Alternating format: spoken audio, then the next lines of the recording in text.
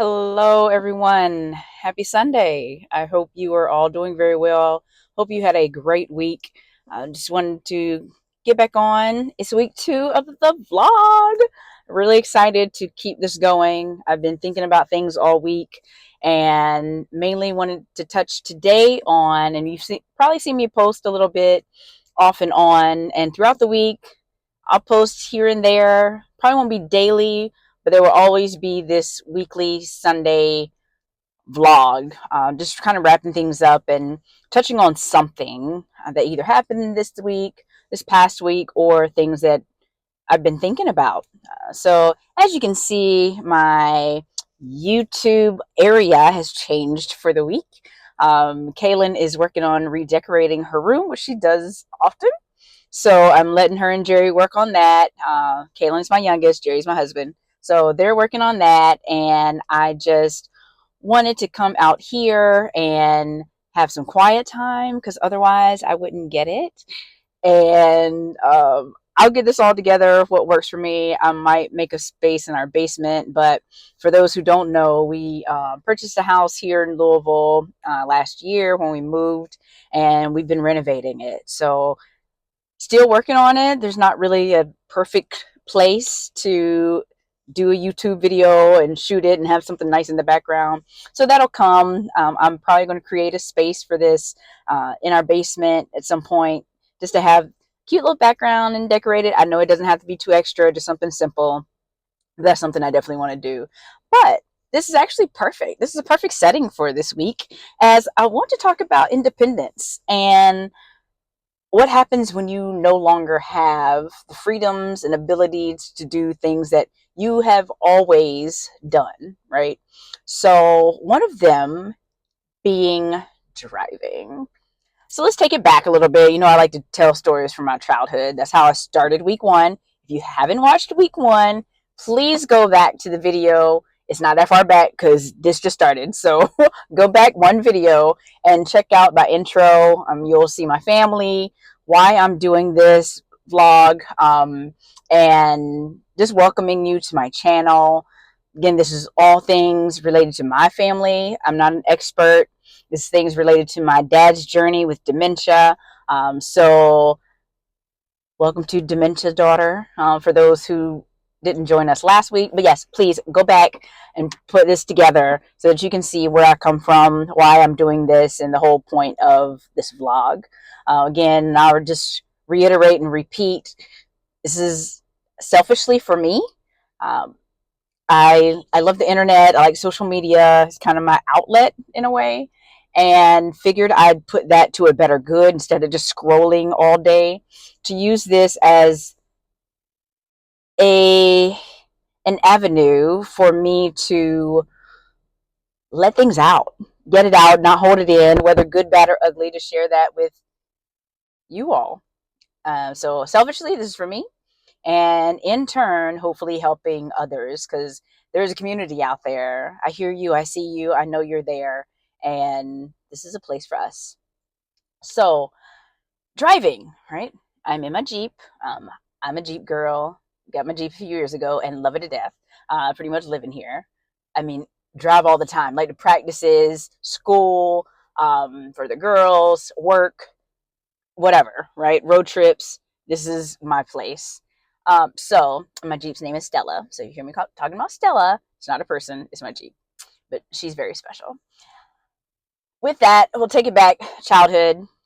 So the coolest thing for you to be able to do as a kid, as a teenager, is to drive, right? You grow up, you're in grade school, you're going through elementary school, middle school, finally get to high school. And in my class, I was one of the younger ones. My birthday is in August. So school either started or ended right around my birthday.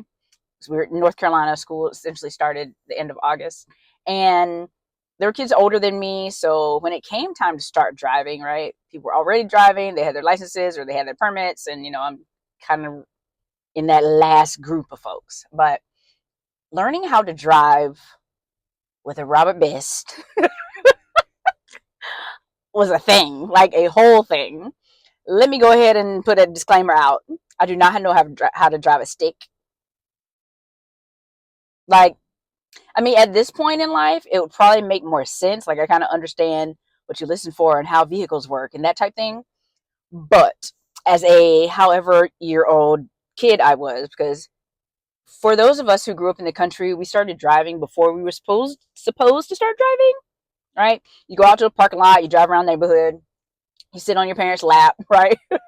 And they hit the brakes and the brake and the gas, and you steer. That was us.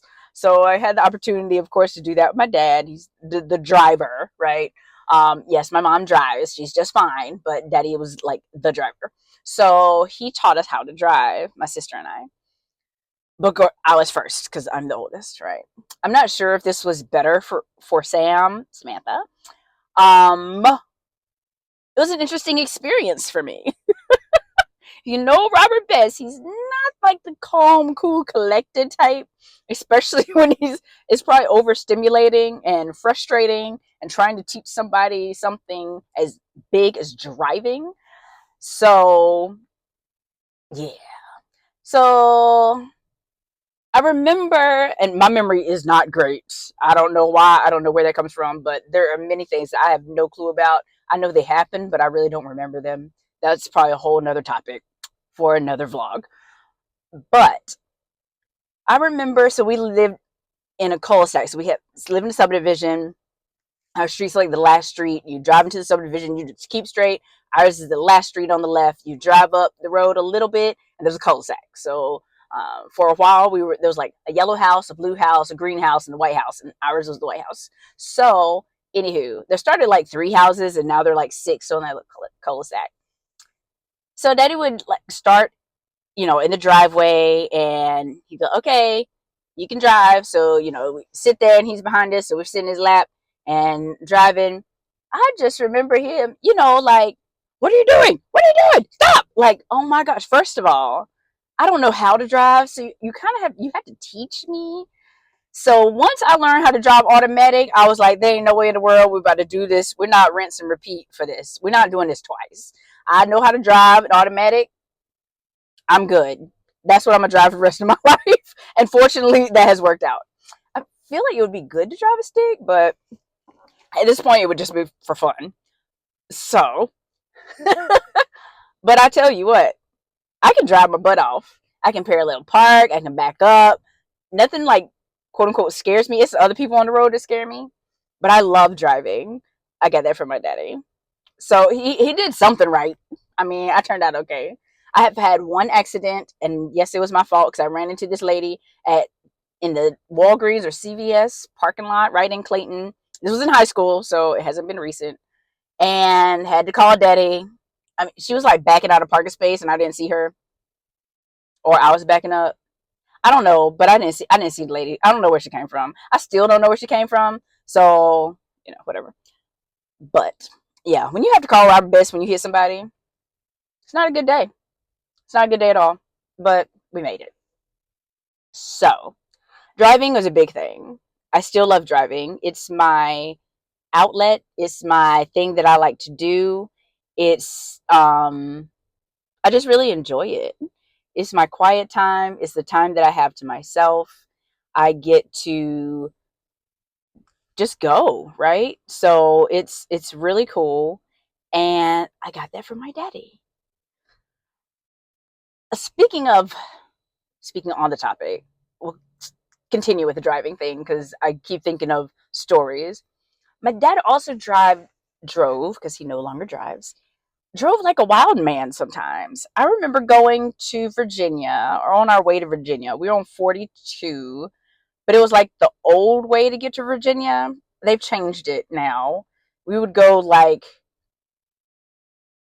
Percy Flowers, like out those from like Clayton. Those of y'all from Clayton, hopefully you know what I'm talking about. But that was like an old way to get to 42 north, like Virginia, 95, all this good stuff. And we used to go that way. So it was a long stretch. It's like a 2-lane, one going this way, one going that way, right? So 2-lane road. And my daddy was flying. I think I closed my eyes like, woo, let me just make it. Like, he drove like a madman sometimes for no reason. Like, why are you speeding? Why are we going 100 down this? Like, I don't understand. And if I hit the mic, I'm sorry. It was crazy. So he loved to speed. I mean, now it doesn't matter. So police don't worry about it. I'm telling stories, okay? But I think that's where I got. I'm not really. I don't have a heavy foot as bad as I used to. I used to have a little road rage. I don't have that either because people are crazy these days. So I don't play that anymore. I mean, and I have a family. Like, you got to be smart. And it's 2025, and people are, like I said, crazy. So I don't play on the road. But Robert Best, this is not okay. Oh my goodness! But I tell you what, I talk to Sam about this all the time. Every time I see somebody parallel park, I just watch. I'm like, I can parallel park my tail off, okay? And I probably got that from Robert because he was like, "You will know how to do this stuff." The things he taught me that at that time it was like, oh my god, why are you I don't want to do it anymore. Don't even worry about it. I don't even want to drive. Forget it. I think those we had a few of those days. Like, forget it. Don't even worry. We're done for the day. Don't worry about it. I'll figure it out. um but I think at that time, because I don't remember, I didn't take driver's ed. There was this option, like if you could pass the test, the written test, that you didn't have to take the class. Hopefully this sounds vaguely familiar to somebody, because I don't think I didn't take driver's ed. I don't remember sitting in the classroom learning how to drive or the rules of the road and all that good stuff. So I guess I studied, and mom and daddy helped me study or whatever, but I didn't take driver's ed. So I had to do the like hands-on portion on the road. Like, had to do that, of course, but I didn't take the class. So he must have done something right. But yes, driving and cars. My daddy has always had cars, plural. I think there was one time we probably had five, four. Why? So if one was messed up or in the shop, we had plenty more. And don't get it started. Don't get to the time where like Sam had a car, I had a car, Mom had a car, Daddy had a car, Daddy had another car. If we were all home, it was probably five or six cars in the driveway.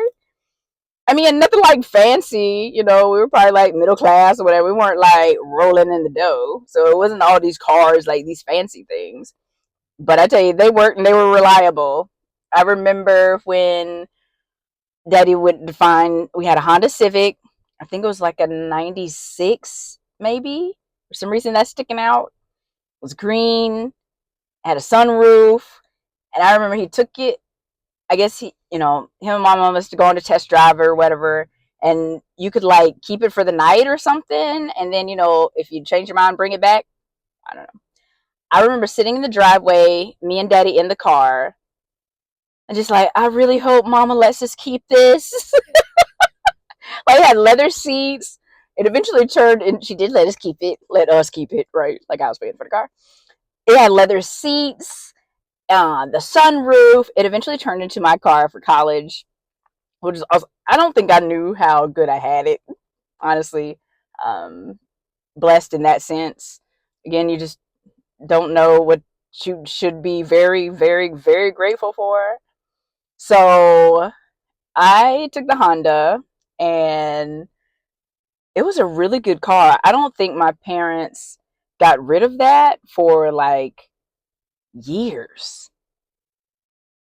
Like, it lasted a long time. I don't know if they sold it or gave it to someone, but it lasted forever. So that was a really good car.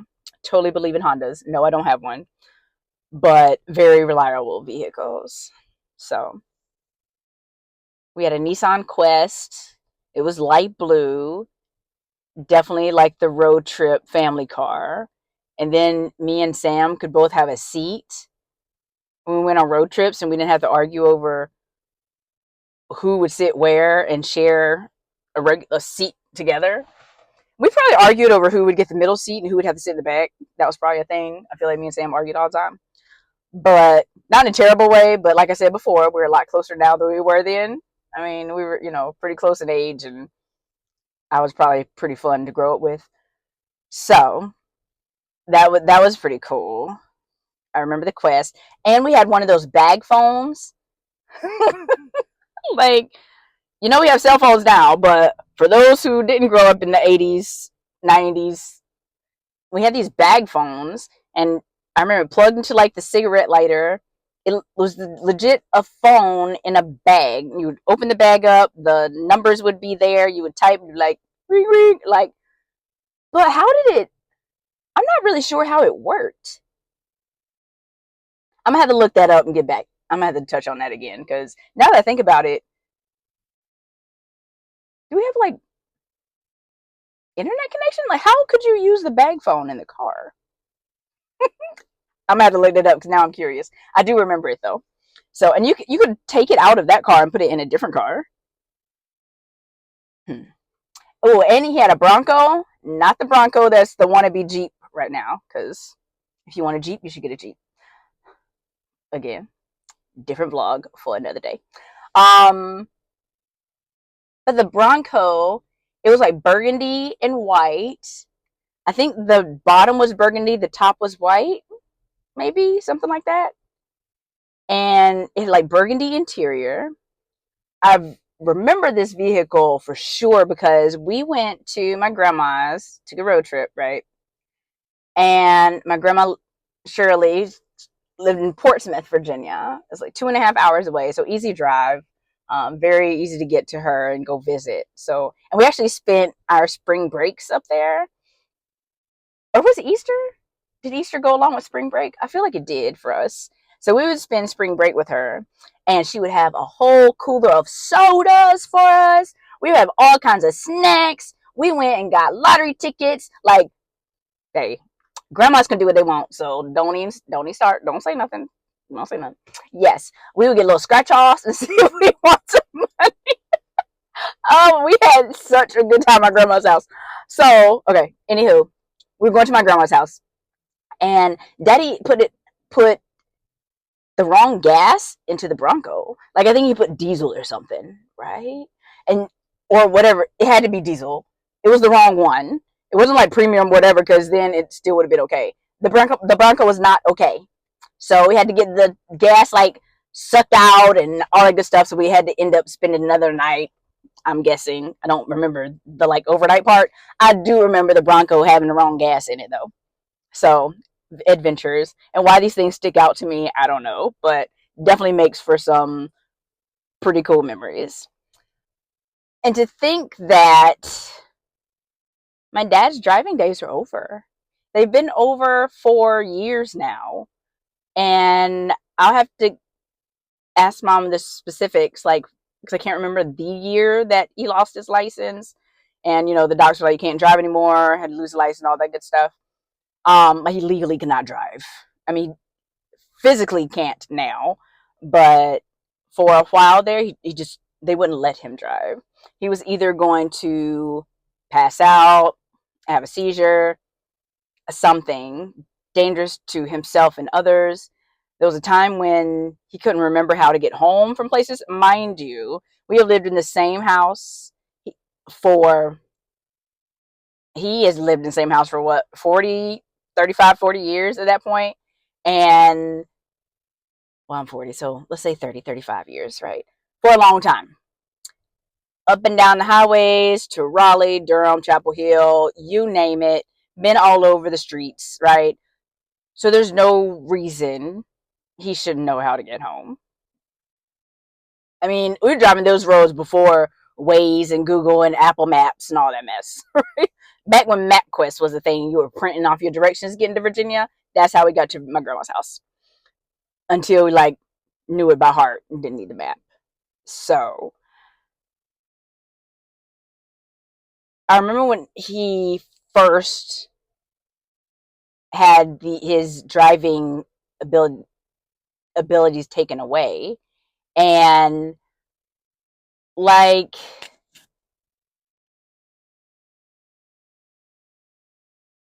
he just couldn't believe it. Like, what you mean I can't drive? Like, why can't I drive? Oh, you driving? Like, that's a sense of independence that you look forward to for so long, And as long as everything goes well, you're capable and you're, healthy mentally, physically, and you can drive and it's okay for you to be out there. You can drive for years. Some people drive until they're like 70, 80, right? So to have that stripped away from you long before we thought anyone would have thought that would happen, it's a big change in your life. That's a big strip of your independence. Because right now, if I wanted to just take off, crank up, get out of here, and run to the store, I do it without thinking. Right? I might go, I'll go inside, be like, "Hey, babe, I'm about to go to the store. Hey, girls, anybody want to ride?" But I'm not thinking like, "Can I? Is it okay for me to drive?" I can drive. I can physically, mentally drive, and I can drive. I have a license. It's okay. Nothing's stopping me from driving. And to know that there was that point where he physically could drive, but it just wasn't safe health wise, right? So we got that point. And then there's the point as time progresses that now in 2025, probably even 22, 23, and 21, like it's been years. He physically cannot drive and could not drive. And that was a big change for us. A big change for mama, a big change for daddy, a big change for us in general. I mean, when we're there, I would drive around. If daddy wanted to drive, cool. But then, yes, it got to the point where even when he was driving, and we'd kind of be like, "I don't know if I want to ride with him anymore." So then, something's not right because this man is a driving legend, and just using driving as an example of a piece of us, for those that want to and can drive, is a piece of us that we take for granted often. So until you can no longer do it, it's just this luxury of getting to point A, point B on your own. So, and thinking about how he is now, and he I'd say he can walk, I'll say he can shuffle a little bit, and pretty much relies on others to make sure he doesn't fall, or and even when we moved him into the memory care community, we wheeled him in on the wheelchair because there's no way in the world he would be able to get in up the elevator to his room on his own without giving out, falling out of energy, out of breath, nothing left. So the physical decline along with the mental decline is rough to see and witness. And I'll admit that being long distance, like I'm not home. I live in Louisville. I'm military. So our family, me, Jerry, the girls, meaning this part of my family, I haven't lived at home in a really long time. Like, yeah, I went to Carolina for college, so I was 45 minutes down the road for those 4 years. And after that, went to Buffalo for grad school, so I was far away. And then it was moving, right? I've been in DC, South Carolina, Kansas. So South Carolina, we'll stop there. That's the closest I've lived home since. That was about 3.5 hours. So being long distance and watching dementia take over our lives, my dad's life, and changing it, it's rough. And I can only imagine, because I am not in her shoes. I admire her dearly. I love her. I think she is the strongest woman I know. I'm not in my mom's shoes, right? And she is there every day, all the time. She has seen this ins, outs, ups, downs, backs, and forwards. I can't imagine. Like, you're literally watching someone you love so dearly, and we all love him. That's my daddy. I love him. But to watch someone change like that, and there's not like "Oh, Robert, take this pill. It'll soon go away." It's not "Ooh, let's change our lifestyle. Let's eat better. Let's exercise." This mess does not care what you do. You can try to stop it all you want. It's not going anywhere. And it takes over and changes everything. So one day I truly hope, and I don't know how or when or why, that there's some type of cure for this crap. Because it sucks. It's like cancer. I might have shared that. My mom's a breast cancer survivor. Cancer is some bull crap, right? You see changes in people, and it's something that, yes, for cancer, there's, you know, chemo and radiation and surgeries and stuff to hopefully get you into remission, right? Some people that works, some it doesn't. The mess spreads everywhere. It's nasty. Dementia isn't any better. It stinks. And you don't know what's coming next. It's and I it sucks. It really does. Um and I will touch on while I'm here, and then I'm gonna wrap this one up. Um we were able to see my dad, so he doesn't have a cell phone. Mama kept that because it's really hard for him to work with it. He gets really frustrated. He can't hear on it and whatever, right? She usually has to help him with his cell phone. So that's one thing we didn't leave with him in his room. And again, back to that independence. We have these cell phones that I'm looking at right now. We have these cell phones that we use for those of us that have them.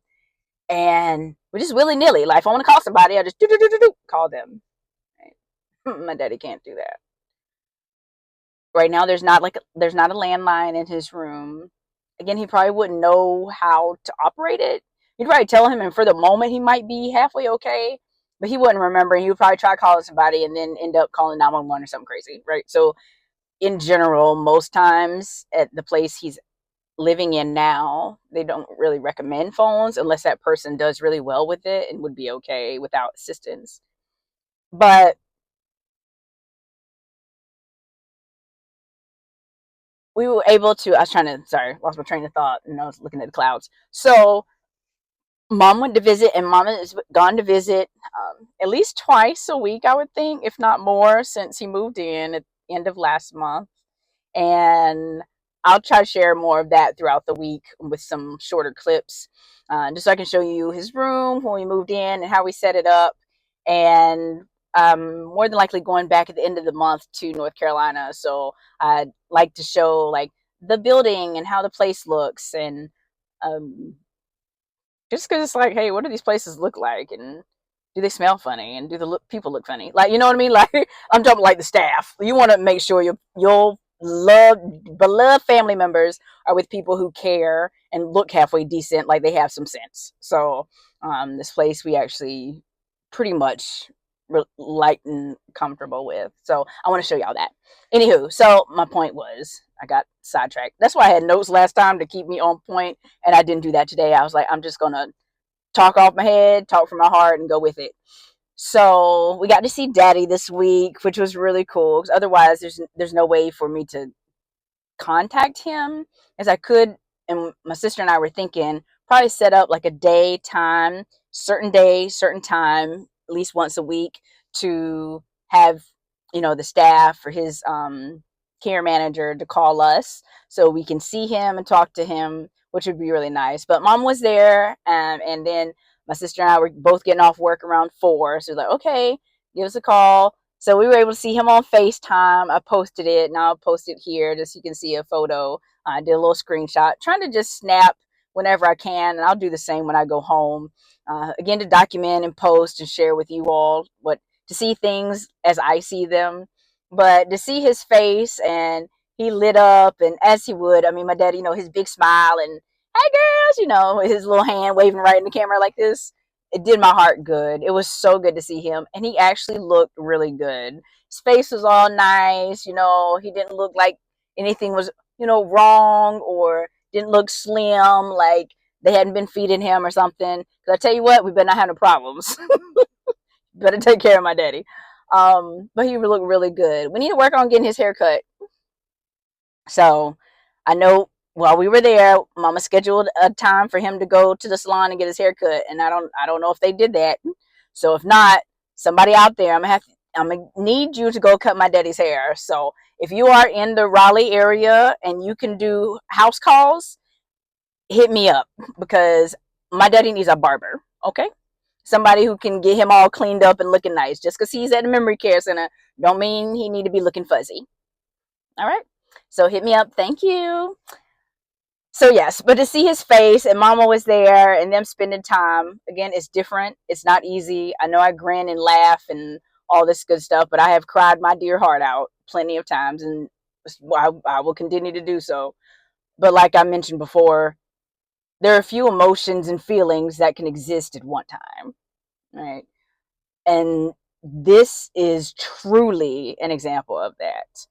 So we'll see where this week takes us. Thank you for watching. I know it's been a long video. If you've hung in this long, thank you so much. And I'll continue to do these. My Sunday videos will probably be like this, pretty lengthy. But during the week, I'll try to start posting. Well, I won't try. Start posting some smaller clips to share some thoughts and share some videos and pictures of things and what's been going on and what's been on my mind. So continue praying for us, and we will do the same. If you believe in prayer and add a little name to your prayer list for us, Robert Best, and we truly appreciate it. And Sherry Best while you're at it, because the caretaker's job is not an easy one. So, very special woman. And if you will add those two names to your prayer list, I thank you kindly from the bottom of my heart. So, have a wonderful week. Happy Sunday. And I will see you next week for week 3.